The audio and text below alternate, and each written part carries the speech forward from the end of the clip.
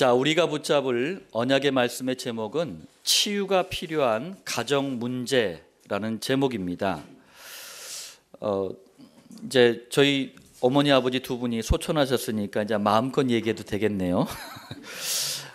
때만 되면은 저희 가정은 절간에 가가지고 불공을 드렸습니다. 그리고 집에서는 정한 수를 떠놓고 늘 빌었어요. 이것도 불안해가지고 무당을 집에다가 불러가지고 구슬하고, 또 이것도 모자라가지고 용하다는 점쟁이를 찾아가서 점을 치고 부적을 집에다 갖다 붙여놓고 살던 가정이 바로 저희 가정이었어요. 그러면은 행복해야 되지 않겠습니까? 그런데 이런 일을 하면 할수록 이상하게 집안의 어려움이 더 커지는 거예요. 그래서 저희 3남매 죽을 고비 싹 다 한 번씩 넘겼어요. 그리고 부모님은 행복이 없으셨는지 날이면 날마다 싸우셨는데, 저희 3남매가 그래요. 식사를 딱 할 때 아버지가 밥상에 손을 딱 잡잖아요. 그럼 3남매가 그냥 동시에 다 일어나가 도망을 갔어요. 왜? 상을 뒤집어 엎으시거든요. 늘 조마조마한 마음으로 이렇게 살았습니다. 그러다 보니까 제 마음에 잘못된 것이 계속 뿌리를 내렸어요. 그게 바로 슬픔, 분노, 절망이라는 뿌리가 제 마음속에 깊이 내려 있었어요. 여러분들, 슬픔이 뿌리 내리면 우울증이 오는 거예요. 저도 그래서 29살 때 우울증으로 굉장히 고생을 했거든요. 또 분노가 뿌리 내리면 범죄를 저지르게 됩니다. 우리 아이들이 커서 그냥 괜히 범죄를 저지르는 게 아니에요. 요즘 자주 일어나는 사건 중에 하나가 자녀가 부모를 살해하는 사건, 괜히 일어나는 게 아닙니다. 그게 뿌리를 계속 내리다가 어느 날 사단의 역사와 만나버리니까 심각한 일이 벌어지는 거예요. 또 절망이 뿌리 내리면 자살을 생각하게 됩니다. 그래서 저도 늘 자살을 머릿속에 생각을 했었어요. 저희 가정이 복음이 없었을 때에 이러고 살았습니다. 그리고 제 마음속에서 어떤 생각을 가졌냐면, 그 어떤 것도 우리 가정을 치유할 수 없을 것이다, 이런 결론을 가지고 살았어요. 그런데 저희 가정에 예수 그리스도라는 복음이 들려지고 깨달아지면서 가정의 문제가 치유되기 시작했습니다.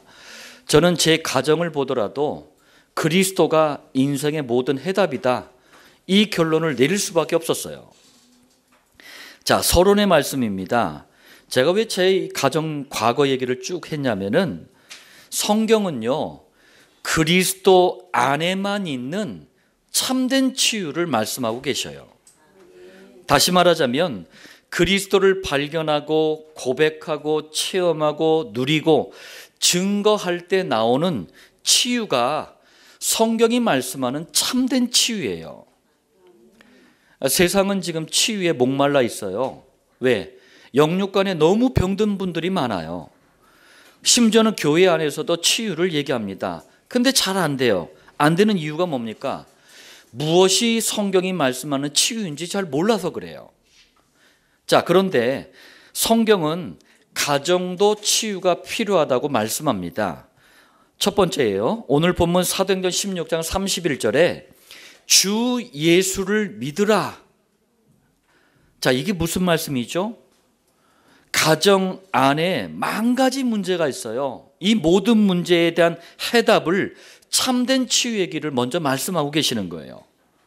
그리스도의 일을 하신 예수님만이 가정 문제의 참된 치유, 참된 해답, 이것부터 먼저 말씀하시는 거예요.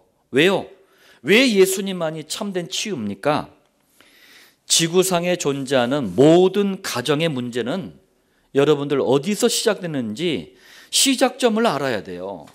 그게 창세기 3장 사건입니다. 남편을 잘못 만나서, 하필 이런 마누라를 만나서, 하필 이런 자식 새끼들을 낳아서 생긴 문제가 아니에요. 다시 말하자면 하나님을 떠난 원죄라는 그 상태, 그게 바뀌지 않으면 가정 문제 해결이 안 돼요. 마귀의 자녀라는 신분, 신분을 바꿔야 돼요. 지옥 운명이라는 이 소속, 지옥 가야 되는 이 소속, 이것 때문에 가정 안에도 만 가지 문제가 존재하는 거예요. 다시 말하자면 원죄 사단 지옥이라는 문제는 인간의 방법으로는 해결이 불가능해요. 그러니 이것 때문에 원인이 돼서 나오는 가정 문제도 해결이 안 되는 거예요. 복음 없는 많은 분들이, 또 복음을 모르는 심지어는 교회들이 지금요, 가정 안에 문제가 너무 많다 보니까 아버지 학교, 어머니 학교, 부부 클리닉, 자녀 학교 상담, 뭔 세상 프로그램 같아. 이걸 교회 안에서 지금 하고 있는 거예요. 많은 프로그램들을 만들어가지고 가정 문제를 해결해 보려고 막 노력을 해요. 그런데 잠깐 변화는 와요. 잠깐 뭐가 해결되는 것 같은 느낌은 들어요. 나중에 이게 더 큰 문제로 확대가 돼버려요. 인간의 방법 가지고는 해결되지 않는 문제가 가정 문제입니다.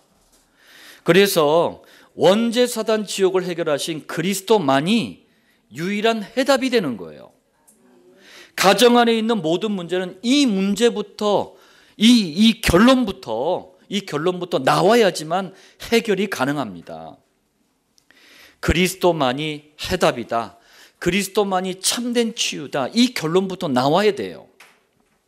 자, 그리고 그리하면 너와 네 집이 구원을 받으리라. 너만이라고 하지 않았어요. 너와 네 집. 무슨 말이죠? 치유의 범위가 나 자신뿐만 아니라 가족 전체라는 얘기예요. 가족의 어떤 문제든 그리스도 제대로 만나면 해결되는 줄 믿으시길 바랍니다. 자, 그리고 가정을 치유하는 이 참된 해답, 곧 예수가 그리스도라는 이 복음을 믿고 영접한 후에 복음을 지속하면은 나오는 결과가 뭡니까? 구원을 받으리라. 무슨 말이죠? 나 자신뿐만 아니라 가정 전체가 원죄 사단 지옥을 해결받는 영원한 구원의 축복을 받는 것은 물론이고, 가정 안에 있는 많은 문제도 구원을 받으리라, 치유된다는 얘기예요. 자, 두 번째입니다. 그래서 성경은 가정 치유에 대해서 크게 두 가지를 말씀하고 계셔요. 첫 번째는 뭐냐면, 일단은 가정 안에 있는 그 만 가지 문제, 그 원인을 오직 창세기 3장에서 찾아야 돼요. 내 아이의 문제, 부부의 문제, 가정 안에 많은 문제를 창세기 3장에서 원인을 찾아야 돼요. 제가 예수 믿기 전에 정신병원에서 근무를 했잖아요. 사무장으로 근무를 했는데 그때만 해도 대한민국의 정신병원이 한 몇 개 안 됐었어요. 국공립 사립까지 합하면 몇 개 안 됐었어요. 그리고 나서 제가 이제 전도자가 되고 목사가 되고 복음 전하면서 지금 한 20, 30년의 시간이 흘렀어요. 지금요, 공식 통계만으로도 국공립 정신병원이 4만 개가 넘어요. 사립까지 대충 이런 요양시설까지 합하면 7만 개가 넘어요. 무슨 얘기입니까? 정신병원에서 답을 못 주고 있다는 얘기예요. 환자들이 더 늘어났다는 얘기예요. 그럼 왜 정신병원에서 치유를 못합니까? 이 부분을 몰라서 그래요. 가정 안에 있는 만 가지 문제의 원인은 창세기 3장에서 찾아야 돼요.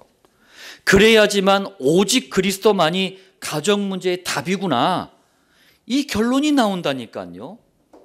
요걸 해주는 걸 좁은 의미의 가정 치유라고 합니다. 두 번째, 오직 그리스도로 치유받은 가정, 이것만으로 만족하지 않고 병들고 신음하는 이 시대의 가정을 돌보는 거예요. 그러면서 우리 가정에 이런 문제를 주신 게 다른 가정들을 살리라고 하나님이 도움을 주신 거구나, 축복을 주신 거구나, 이걸 깨닫고 사명 있는 가정으로 만들어가는 거, 이게 넓은 의미의 가정 치유예요. 자, 여러분들, 그리스도 안에 있는 복음을 가진 모든 가정은 오늘 이 말씀을 통해서 꼭 붙잡아야 될 단어가 있습니다. 그 단어가 바로 가정 선교사라는 단어예요. 저와 여러분들을 하나님은 가정 선교사로 부르신 줄 믿으시길 바랍니다. 가정 선교사는요, 다른 게 아닙니다. 가정에 치유가 필요한데 이 치유의 해답은 그리스도밖에 없구나.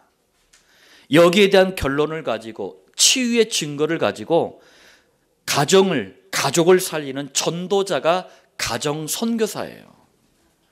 어버이 주일을 맞이해서 여러분들을 가정 선교사로 부르셨다는 사실을 굳게 붙잡으시길 바랍니다. 자, 본론 첫 번째입니다. 치유가 필요한 가정 안에 많은 문제가 있는데 그 첫 번째 문제가 뭐냐면 자녀 문제예요. 자, 첫 번째로 학업 문제입니다. 이게 뭐죠? 학업이라는 게 학교 공부를 얘기하는 거예요. 학교 공부 때문에 어려움을 겪고 있는 자녀들이 참 많아요. 우리 지난 그루터기 주일 때도 자녀의 학업에 대해서 좀 얘기를 했는데 이 자녀들이 공부를 좀 잘하면 너무 좋겠는데 자녀들이 공부가 잘 안 돼. 이거 문제거든요. 공부를 좀 잘해가지고 옆집에 땡이 엄마가 자랑하는데 나도 한번 어깨 한번 쓱 피고 좀 자랑 좀 하고 싶은데 요것들이 공부는커녕 게임에 푹 빠져 있네. 미치겠는 거예요, 부모가. 자, 지금 현재 학교 공부를 하고 있는 자녀들을 쓱 살펴보니까요. 저는 조그만 골방에 처박혀가지고 신학책 뒤지고 참고 서적 뒤지는 목사가 아닙니다. 저 현장을 뛰는 목사 아닙니까? 아무리 생각해봐도 현장을 다녀보니까 이런 것 같아. 10% 정도만 공부가 좀 돼. 이 아이들은요, 뭐 변함이 없으면은 공부 가지고 나중에 의사, 변호사, 이렇게 교수 등등등 전문가가 될 수가 있는 아이들이에요. 10%만. 그리고 50% 정도는요, 공부가 잘 안 돼. 그런데 자기가 하고 싶은데 안 되는 거예요. 그러니까 갈등이 이만저만이 아닌 거예요. 부모님도 학교에서도 학원에서 공부에 스트레스를 주지. 자기는 좀 노력을 해도 잘 안 되지. 이런 아이들은요, 제가 현장에서 복음을 전해 보니까 복음만 제대로 들어가면은 10% 안에 능히 들어갈 수가 있어요. 근데 진짜 이제 문제라고 생각하는 게 이 40% 아이들입니다. 이 아이들은 아예 공부를 포기했어요. 그래서 어쩔 수 없이 그냥 학교는 다니지만 학교 가면 그냥 자. 저희 아이들 이제 학교 공개 수업할 때도 이렇게 가보면은요, 한 10명 가까운 아이들은 그냥 자고 있더라고. 공개 수업인데 학부모들이 와가지고 이렇게 보고 있는데도 자고 있어요. 선생님 마음이 얼마나 그냥 그러겠어요. 자, 가장 그런데 여러분들 시급한 게 있어요. 시급한 건 내 아이 학교 공부가 아니에요. 진짜 성경이 말씀하시는 시급한 건 뭐냐? 공부보다 먼저 하나님께서 자녀에게만 주신 달란트, 이걸 찾아주는 거예요. 달란트를 지난 시간에 얘기했죠. 영어로 탤런트라 그래요. 아이에게만 하나님께서 이 아이를 세상에 보낼 때 하나님께서 그 아이에게만 주신 재능이 있어요. 기능이 있어요. 굉장한 가능성이 있단 말이에요. 이걸 못 찾아주는 거야. 그냥 교회만 나와가지고 그냥 막 이게 하고 가고 고3 때 무슨 고3 때야. 고1 때부터 학교에 아예 그냥 교회에 나오지도 못하게 해버려. 너 공부해야지 무슨 교회야 이러면서. 네가 막 스카이 가야지 말이야 이러면서. 그러면서 자녀들에게 하나님께서 주신 달란트를 다 묻혀버린 거예요. 그러니까 스카이 가가지고 나중에 정신이 돌아버리는 거예요. 제가 현장에서 만난 교수님들, 막 유명한 분들, 이런 분들 그 시기를 다 그렇게 보낸 거예요. 심지어는 대부분 교회를 다녔었어. 학교 공부를 잘하든 대충 하든 아니면 학교 공부가 잘 안 되든 상관없어요. 하나님께서 복음과 함께 할 때 주시는 달란트를 찾아주세요. 지금부터 시작하면 된다니까요. 이게 늦지가 않았어요. 저는 완전히 종교 생활하다가 저는 나중에서야 복음을 깨닫고 이걸 발견했잖아요. 여러분들은 가능성이 있다니까요. 현장에서 우리 후대들한테 이런 많은 도움을 줬잖아요. 제가 그 증거를 가지고 얘기하는 겁니다. 하나님의 말씀은 2000년 전에 죽은 말씀이 아니에요. 지금도 믿는 자들에게, 그 말씀을 따라가는 자들에게 역사하는 말씀입니다. 달란트가 찾아져야지, 달란트에 필요한 공부를 하기 때문에 공부가 쉬워지는 거예요. 정확히는요, 달란트에 맞는 공부를 하면 공부가 재밌어져요.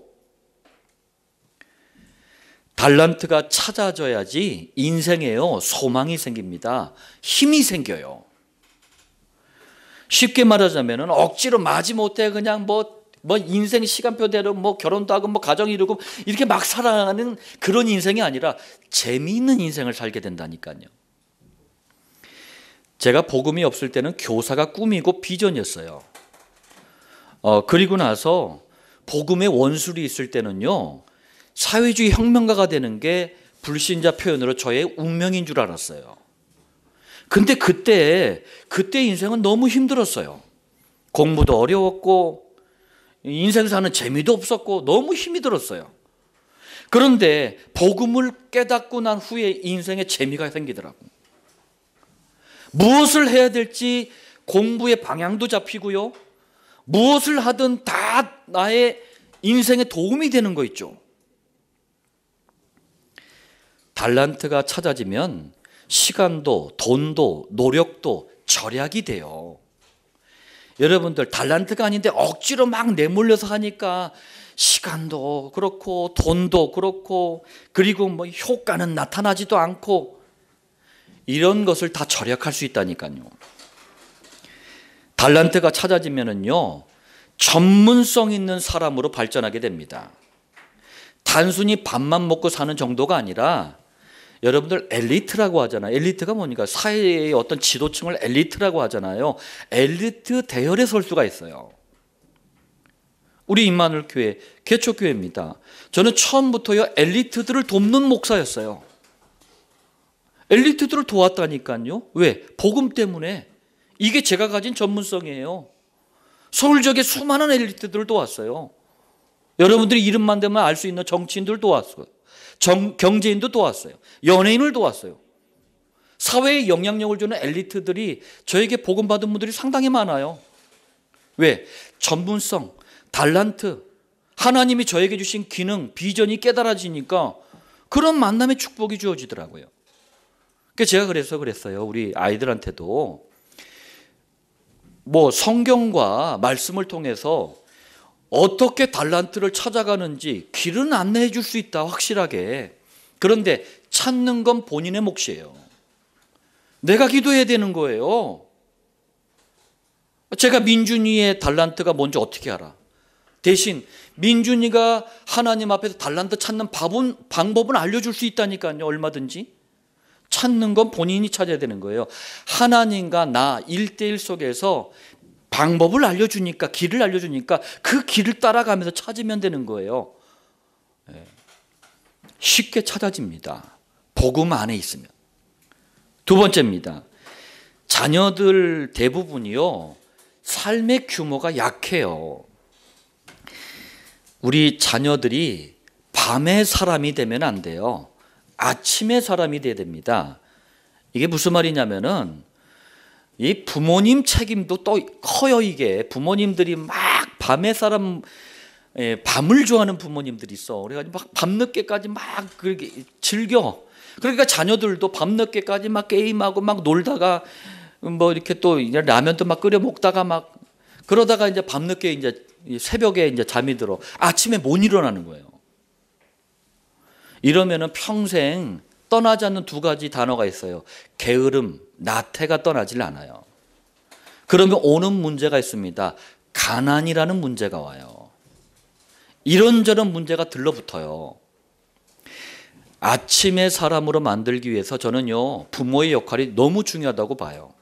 부모님이 아침에 좀 일찍 일어나서 말씀도 보고, 말씀도 듣고, 정리도 하고, 기도도 하고, 운동도 하고, 책도 보고, 보여줘야 되는데 부모가 안 일어나. 자녀보다 늦게 일어나. 왜 아침의 사람으로 만들어야 되죠? 여러분들, 그래야 나중에 앞서가는 사람이 될 수가 있어요. 제가 이제 여러 나라들 다녀봤는데 선진국은요, 공통점이 아침의 시작을 일찍 해요. 후진국들 다녀보잖아요. 그럼 아침 시작이 늦어. 그러니까 삶의 규모가 결국은요, 경제의 차이, 문화의 차이, 사회의 차이, 모든 차이를 다 가져오는 거예요. 세 번째로, 가정으로부터, 제가 아까 이제 서론전에 말씀드렸는데, 가정으로부터 잘못된 뿌리를 내린 자녀가 참 많아요. 거의 모든 부모들이 자녀가 문제 가운데 빠지잖아요. 그러면 물론 자녀를 사랑하는 마음에서 그런 말을 하는 건 이해를 해요. 그런데 그렇게 자꾸 생각해 보려면 문제 해결이 안 돼. 뭐라고 얘기하느냐? 목사님, 우리 애가 안 그랬는데요. 안 그랬는데요. 친구를 잘못 만나서. 그렇게 자꾸 생각하면 문제 해결이 안 됩니다. 분명히 말합니다.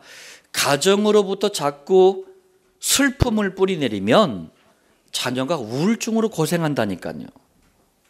가정으로부터 분노가 뿌리를 내리면 어느 날 범죄를 저지르는 사람이 된다니까요. 가정으로부터 절망을 뿌리내리면 자신도 모르게 자살을 선택하게 돼요. 가정으로부터 잘못 뿌리내린 것은요, 데살로니가전서 5장 16절로 18절 뭔 말씀입니까? 오직 그리스도만이 바꿀 수가 있어요. 여러분들, 잘못 뿌리내린 거 쉽게 뽑아지는 게 아니에요.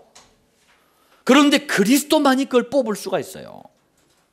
뭐라고 말씀하십니까? 항상 기뻐하라. 자녀가 그리스도를 뿌리내리잖아요. 가정에서 잘못 뿌리내린 슬픔에서 벗어날 수가 있어요. 그러면서 어떤 일에도 크게 영향을 받지 않고 기뻐하는 사람이 될 수가 있어요. 저는 이 일의 증인입니다. 제 자신이 증인이에요. 쉬지 말고 기도하라. 자녀가 그리스도를 뿌리내리면요, 가정에서 잘못 뿌리내린 그 분노에서 벗어나서 기도로 평안을 누릴 수가 있어요.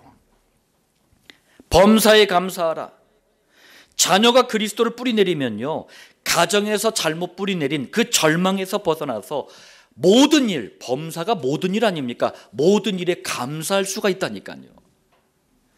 다시 한번 말씀드립니다. 자녀 문제도 그리스도가 유일한 치유의 길입니다.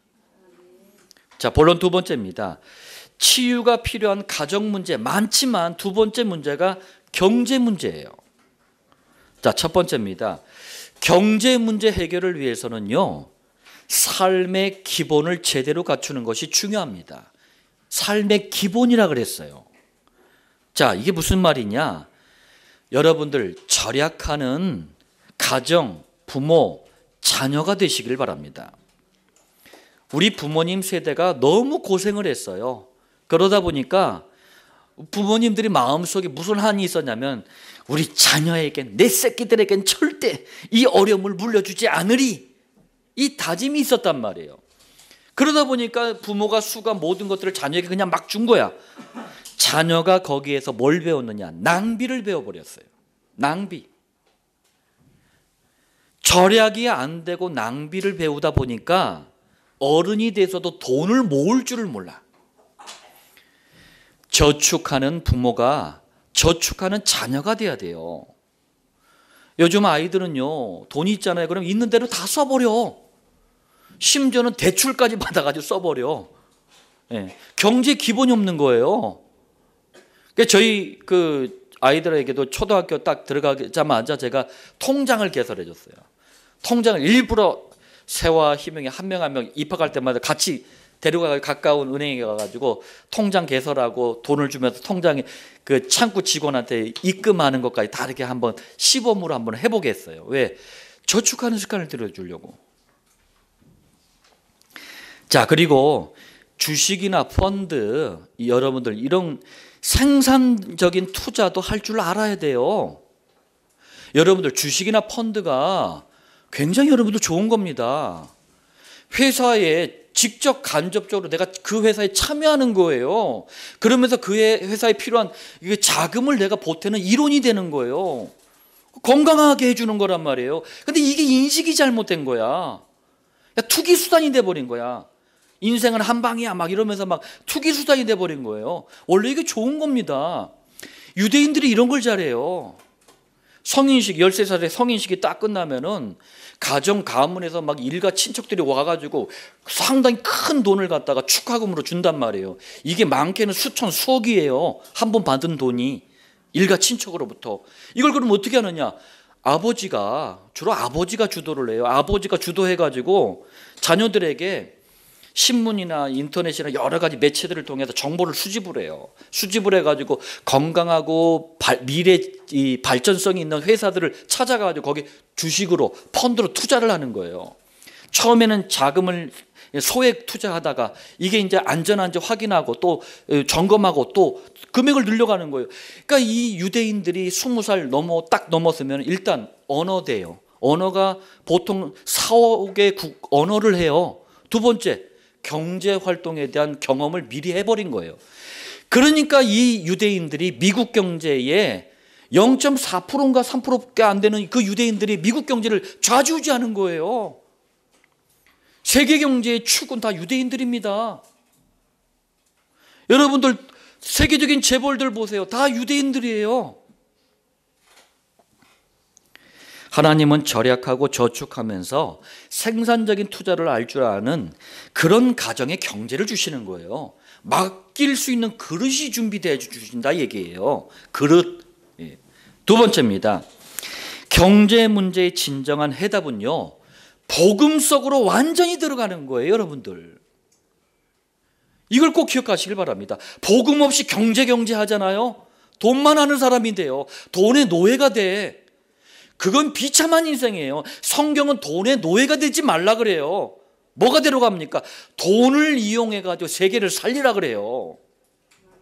그러려면 복음 속으로 가정이 완전히 들어가야 돼요. 이게 무슨 말이냐면은 우리 부모님들뿐만 아니라 우리 자녀들에게도요, 경제 축복을 받아야 되는 이유를 아는 사람으로 양육하라는 얘기예요. 왜 경제 축복을 받아야 돼요? 옛날 교회에서 부흥사들, 그 나쁜 인간들이 이 돈 가지고 너무 이상한 소리를 많이 교회에다 해버렸어. 그냥 하늘에서 그냥 돈벼락 맞으라 막 이렇게. 제가 얘기하잖아요. 돈벼락도 벼락이니까 맞으면 죽는다니까. 이런 헛소리들을 하는 거예요. 성경은 그렇게 얘기하질 않아요. 왜 니들이 경제 축복을 받아야 돼? 이유부터 먼저 질문을 하는 거예요. 여러분들, 경제 문제를 기회로 바꿀 수 있는 문이 복음이에요. 복음. 경제 문제 때문에 어려움 겪고 있는 분 계십니까? 복음 안에서 기회의 문을 발견하시길 바랍니다. 그러려면 이유를 알아야 되는 거예요. 자, 그리고 복음 가진 모든 부모와 자녀는요, 경제 축복은 나로부터 오는 게 아니에요. 자꾸 그 착각을 버리세요. 내가 뭘 해가지고 내가 힘쓰고 애써가지고 뭘 본다. 그럼 평생 그것밖에 안 돼. 경제의 진짜 축복은 하나님께로부터 오는 거예요. 이 말은 모든 경제는 하나님이 주관하시고 하나님의 계획 안에 있다는 말씀이에요. 이것을 고백하는 성도가 드리는 것이 바로 헌금이라는 거예요. 특히 부모와 모든 자녀는요, 11조부터 드리는 훈련부터 하세요. 경제 축복이 하나님께로부터 오는 거구나, 이걸 확인하는 게 11조예요. 그리고 왜 우리가 건축헌금 드립니까? 지역 문화를 바꾸는 비밀입니다. 우리가 왜 선교헌금 드립니까? 세계 문화를 바꾸는 비밀이에요. 우리가 왜 그루터기 헌금 드립니까? 미래를 바꾸는 비밀이 그 헌금이에요. 헌금하면은 성경은 굉장한 축복으로 말씀하시는데 일부 목사들이 이상하게 이걸 얘기를 해버린 거예요. 이것 때문에 또 상처받은 사람들도 너무 많아. 그러나 분명한 사실은 헌금의 비밀이 없으면 진정한 경제 축복은 맛볼 수가 없어요. 자, 본론 세 번째입니다. 치유가 필요한 가정 문제 세 번째는 뭐냐? 부부 문제예요. 부부 문제. 자, 첫 번째입니다. 여러분들 부부 문제를 치유하려면 가장 먼저요, 내 남편이 있잖아요.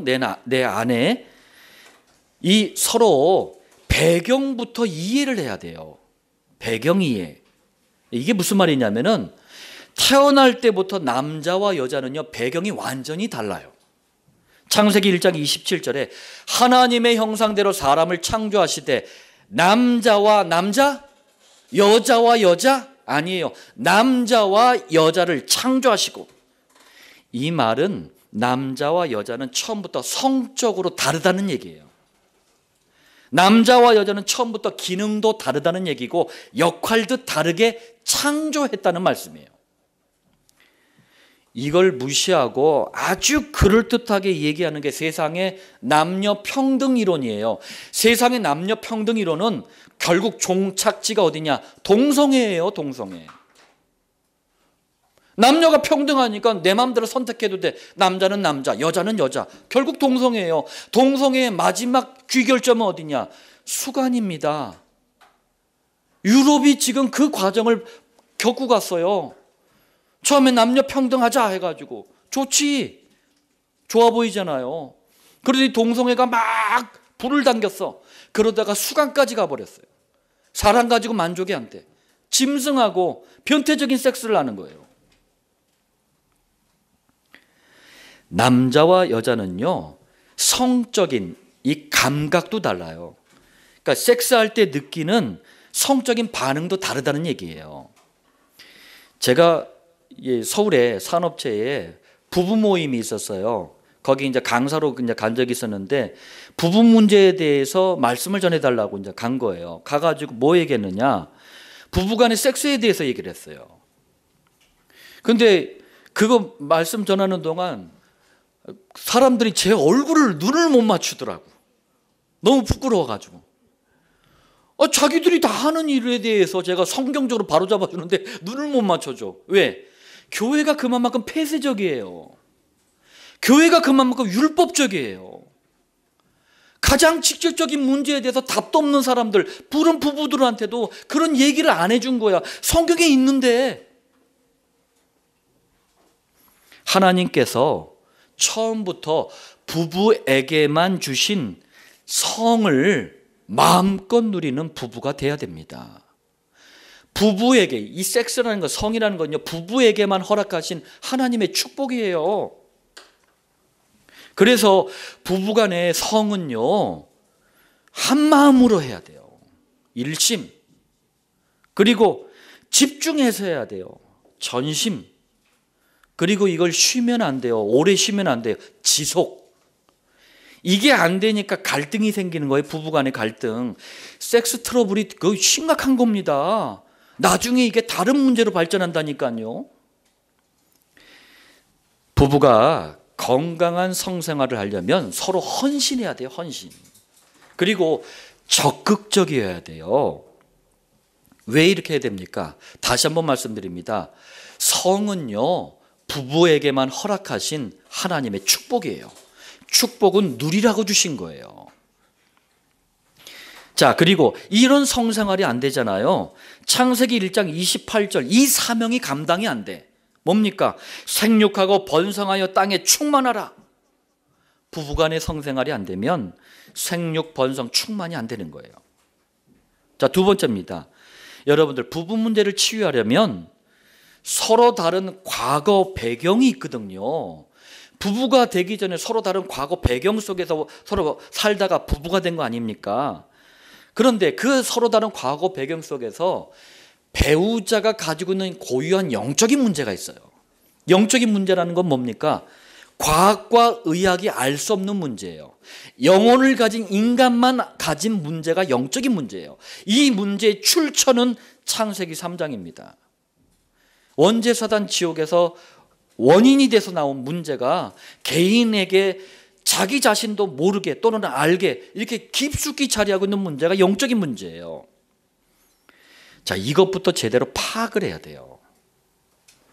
부부가 그래서 결혼을 하기 전에 복음 안에서 서로 양육되고 복음 안에서 서로 확립되는 게 너무 중요해요. 목사님, 그런데 우리는 불신자 때 서로 만나가지고 눈이 맞아가지고 부부가 됐는데요. 괜찮아요. 지금 복음을 뿌리내리면 돼요. 자, 파악을 해야지만 이해할 것은 이해가 되는 거예요. 이게 파악이 안 되면 사소한 것도 이해가 안 돼. 화장실에 치약 있잖아요. 치약을 딱 보면 저는 밑에서부터 이렇게 짜와. 근데 그래가지고 가운데가 딱 눌러져 있어. 그럼 다시 또 올려서 이게 딱 해놔. 사모가 딱 들어가 가운데를 팍 눌러. 그럼 또 제가 들어서 또 이렇게 해놔. 우리 아들 탁을 팍 눌러. 또 우리 딸 들어서 팍 눌러. 또 처음에 이해가 안 되더라고. 왜 저렇게 하는지. 여러분들 파악을 해야지 수용할 것은 수용이 되는 거예요. 파악이 돼야지 초월할 것은 초월도 됩니다. 부부간에 뛰어넘어야 될 문제가 많아요. 그게 된다니까. 세 번째입니다. 부부 문제에는 또 여러분들 문제라고 생각하지 마세요. 복음 안에 있으면은요, 이게 깨달아져요. 아, 우리 부부에게 주시는 메시지구나, 이게. 이게 무슨 말이냐면은 남편과 아내 각자를 향한 메시지가 부부 문제 속에 들어있다는 얘기예요. 어떤 메시지가? 부부가 서로 갱신해야 되는구나. 부부가 서로 규모를 갖춰야 되는구나. 그리고 사명을 가진 부부가 되는 좋은 계획이 우리 부부 문제 속에 있구나. 그 메시지가 깨달아집니다. 복음 안에 있을 때.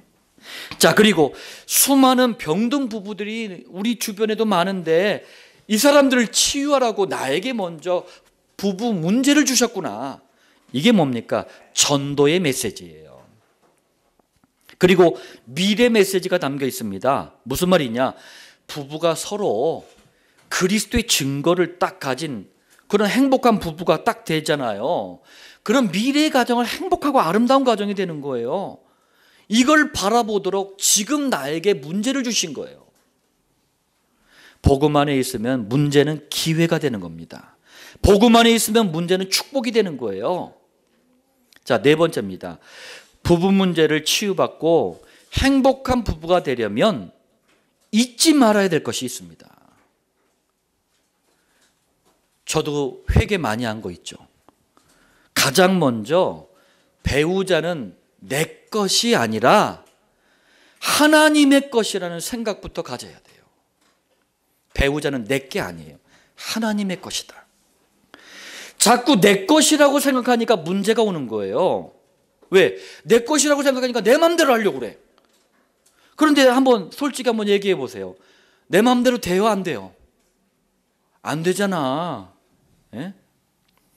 우리 부모님 세대가 유교적인 전통에서 부모님들이 결혼하다 보니까 남자는 왕이야, 부인은 맨날 내 하인이야, 이러고 살다 보니까 우리 어머님 세대들은요 한이 맺혔어. 내 자녀들한테 맨날 학습을 시켜. 딸한테는 너 남편 일주일 안에 못 잡으면 넌 엄마처럼 된다. 아들한테 학습시켜. 너 절대요, 여자한테 잡히면 안 돼. 3일에 한 번씩은 두들겨 패야 돼. 이상한 가르침을 준 거예요. 그러다 보니까 지금도 그런 사람들이 있어요. 배우자가 내 것으로 생각을 하는 거예요. 저도 회개 많이 한 거 있죠. 내 마음대로 안 돼요. 이게 빨리 하나님의 것으로 인정이 돼야지만 편안해져요. 자, 그리고 부부는요, 여러분들, 저는 성경은요 세상과 다르게 얘기해요. 세상에서는 부부 문제에 대해서 뭐라고 얘기하느냐? 부부가 같아야 된대. 근데 성경 거꾸로 얘기해요. 부부는 달라야 돼요. 서로 달라야 돼요. 이게 무슨 말이냐? 이혼 사유 1위가 뭐예요? 성격 차이예요. 근데 여러분들, 진짜 성경에 축복된 부부들 보면은요 성격이 다 달랐어. 사람들은요 성격 차이가 없는 부부를 환상적인 부부라고 생각을 해. 근데 성격 차이가 없는 부부가 성경을 보니까 비교적 저주를 받았어.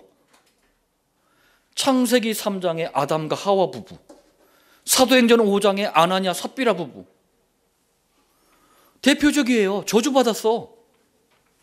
왜 그렇습니까? 성격 차이가 별로 없다 보니까 한쪽이 복음 아닌 헛소리를 해도 성격 차이가 없다 보니까 그냥 오케이 해버린 거예요. 성격이 조금 서로 더러워야 돼. 성격이 좀 차이가 나야 돼. 그래야지 한 사람이 복음 아닌 헛소리를 하면은 노 할 수 있지 않습니까? 그래야지 비극을 막는 거예요. 자, 그리고 여러분들, 다른 것하고 틀린 것하고는요 다른 말이에요. 이게 무슨 말이냐면은 부부가 서로 다른 것은 정상이라니까요. 어떻게 똑같을 수가 있어? 가정도 가문도 배경이 다 다른데, 성장 환경도 다 다른데 어떻게 부부가 같을 수가 있냐고요. 부부는 다른 게 정상이다. 그러니까 내 남편, 내 아내가 정상이구나 이렇게 생각을 하셔야 돼요. 다른 게 정상이라니까. 그런데 다들 어떻게 생각합니까? 다르면 틀리다고 생각을 해요. 다른 것을 틀리다고 생각을 해. 여러분들, 다른 것은요 서로가 가지고 있는 개성의 문제예요. 개성. 개성의 문제라니까. 틀린 것은 뭐예요? 진리냐 비진리냐의 문제입니다. 성격 차이가 어떻게 틀린 겁니까? 그게 뭐 진리예요? 그럼 내 성격이 진리예요? 아니잖아요. 성격은 달라야 된다니까요. 부부는 서로 생각이 다르고 방법이 다른 거지 틀린 게 아니에요. 자, 여러분들, 이게 본론 하나, 둘, 세 가지가 하나하나 얘기해도요 몇 시간을 얘기해도 모자를 얘기 드립니다. 오늘은 제가 이제 어떻게 보면 서론적으로 하는 말씀이라고 생각하시면 되겠어요. 성경에서 말씀하시는 이런 문제들에 대한 치유, 그리스도로 복음으로 어떻게 치유할 것인가라는 서론적인 얘기들만 지금 해놓은 겁니다. 여기서 오늘 여러분들 각자 가정을 향한 중대한 메시지를 좀 발견하시고 기도하는 축복이 있기를 바랍니다. 자, 결론 말씀드리겠습니다. 임마누엘 교회와 흩어져서 말씀을 받는 7천 목장의 모든 가정은 21세기 이 병들고 상처 입은 모든 가정을 살리는 복음적인 가정을 이루시길 바랍니다. 그리고 가족 모두가요 서론에 얘기했던 것처럼 가정을 치유하는 복음이라는 유일한 해답, 이 해답을 가진 가정 선교사로 쓰임 받기를 바랍니다. 가정 선교사는요 세 가지 비밀과 결론을 가진 사람을 가정 선교사라 그래요. 첫 번째입니다. 가정 선교사는 자신과 가정을 치유하는 유일한 해답 하나밖에 없다는 거예요. 완전한 해답, 부족함이 없다는 거예요. 영원한 해답, 변하지 않는다는 거예요. 그 해답이 뭡니까? 그리스도밖에 없습니다.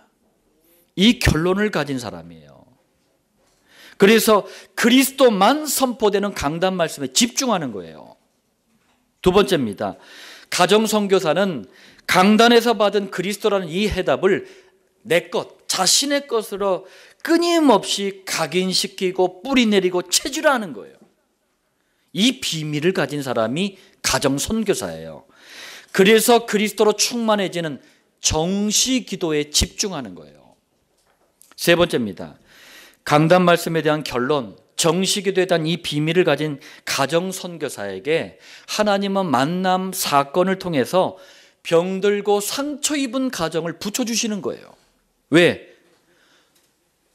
똑같은 상처 입은 병들었던 그 가정 문제를 통해 그리스도라는 해답을 붙잡고 치유받았잖아요.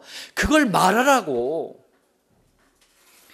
이런 가정들 중심으로 일어나는 하나님의 응답과 역사가 있단 말이에요. 그때 열리는 것이 목장입니다. 7천 목장은 성경적인 전도 방법일 뿐만 아니라 이 시대의 진정한 가정 회복 운동이에요. 오늘 어버이 주일입니다. 우리 어버이들이 축하도 받아야 되겠지만 가정과 가문, 우리 후대들을 두고 중요한 메시지를 받는 축복이 여러분들 더 크게 마음속에 임하길 살아계신 주 예수님의 이름으로 축복합니다.